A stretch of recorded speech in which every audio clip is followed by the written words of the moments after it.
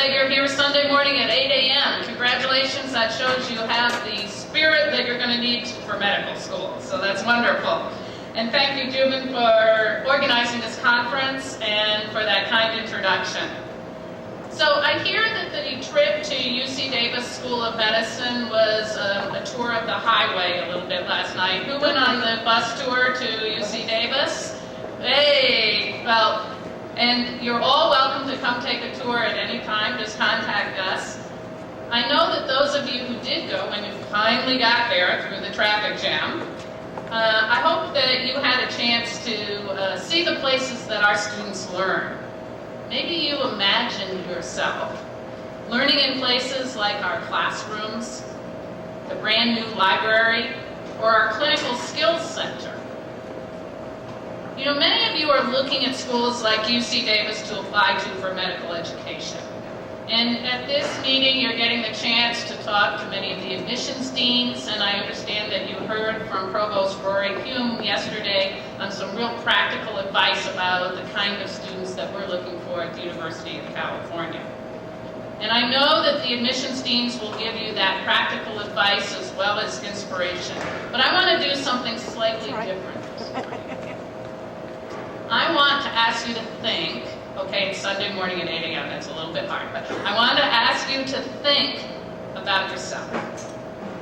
I want you to just take a couple of steps back from the pressure of MCATs and grades and all of that, and consider why exactly you want to go to medical school, and why exactly you want to become a physician. Some students say they want to become a doctor because their parents were doctors and that they admire their life's work and they want to follow in their footsteps. Others might say it's because you always like science and you want to use science to help people. Still, others might want to emulate a doctor who cared for them or for a family member, a doctor who eased the pain and suffering of illness. Perhaps you're saying to yourself, you simply want to help others. You want to bring hope and caring to your family, fellow human beings.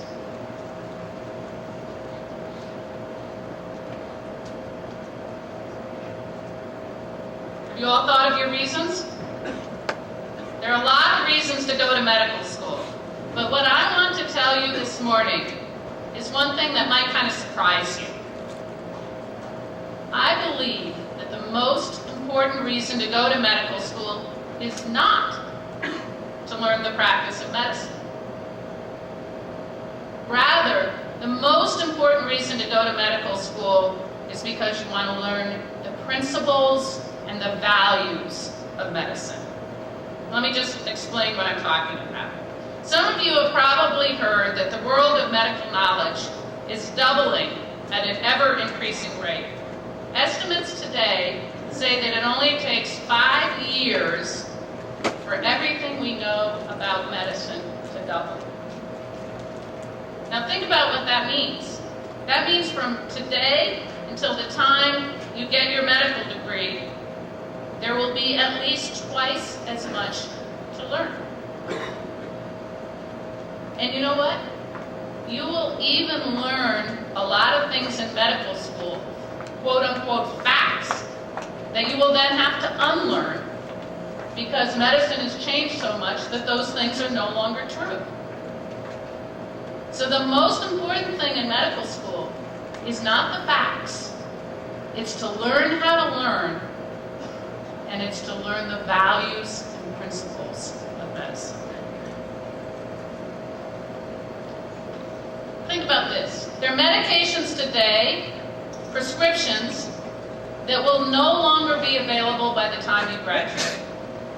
There will be new clinical skills that are adopted as best practices in place of old ones. There will be a whole new world of medicine in which innovative technology and advances in things like computers will transform how healthcare is delivered. So the practice of medicine will shift and change continuously over the course of your education and your career. So, as you are looking at medical schools to apply to, and that's one of the things you're doing here today, I hope and I urge you to ask the right question, because the right question is not, is this the best place for me to learn the practice of medicine? The right question is this the right place, the right school for me to learn the principles of medicine and the values of medicine? So how are you going to find the best place to learn those principles and those values? Applying to medical school is a two-way street. I believe, and I think by virtue of the fact that you're here, you believe, that each prospective student should interview the school as much as the school interviews you. And so I hope you know that you have the power, you have the responsibility to ask some really tough questions. Let's just take one. How many of you, raise your hands now if you agree with this, how many of you think that we need to reduce health disparities among minority and underserved populations in our communities? All right, you've just talked about one of your values, one of your principles of medicine. And you know what, by the way, since you're interviewing us, that lines up really nicely with our commitment to UC Davis. Why? Just think about this. The rates for diabetes, for smoking, of childhood obesity, and other health problems disproportionately affect some communities and result in poorer health. And you know what health disparities means? That those differences happen on the basis of race, ethnicity, socioeconomic status, geographic location. This is an unacceptable failure of our current healthcare system. It is particularly reprehensible when you consider that the United States is the richest country in the world. We spend the highest percentage of our gross national product on healthcare, and we still have health outcomes which lag far behind other countries. And we have health outcomes that are one thing for the privileged and another thing for the marginalized in our country.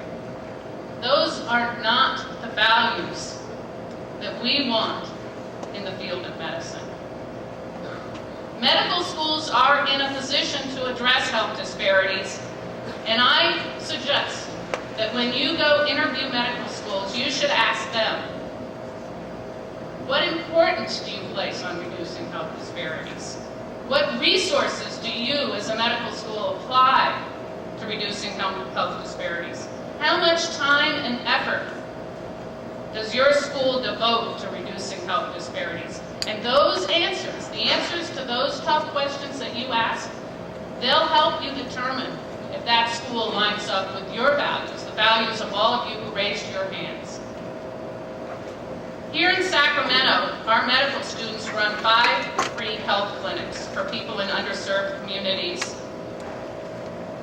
One for predominantly the African American community, one for Latinos, one for Asian Americans, one for the Muslim community, and others. And Dr. Ron Jan, just wave your hand, Dr. Jan in the back. He runs helps run one of our student-run clinics. So you can talk to him afterwards.